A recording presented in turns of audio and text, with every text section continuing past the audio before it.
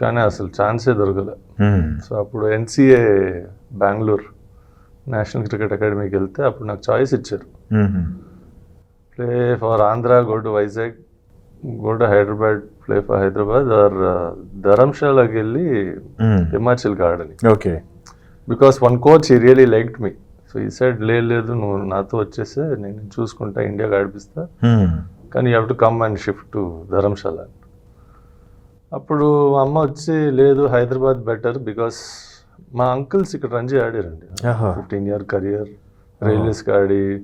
So మా ఫ్యామిలీలో cricketers చాలా మంది ఉన్నారు. Okay okay okay. సో అందువల్ల హైదరాబాద్ అంటే ఈజీ, కోచెస్ తెలుసు అని చెప్పేసి ఇక్కడ మీరు మీ ప్రొడక్షన్లో డైరెక్షన్ కోసం అంటున్నప్పుడు మిమ్మగారు కెరీర్ ప్లాన్ ఏమైనా చేశారా? మీ బ్రదర్స్ ఇద్దరిది, మీది మీ బ్రదర్ది మదర్ ఇలా అవ్వాలి ఇలా చేసుకోండి సినిమా ఇండస్ట్రీ? మా ఫ్యామిలీ ఎలా అంటే what is right what is wrong అది నేర్పిస్తారు. దాని తర్వాత మీ ఇష్టం, లైఫ్ మీరేమనుకుంటే అది మీరే సాధించాలి. అంటే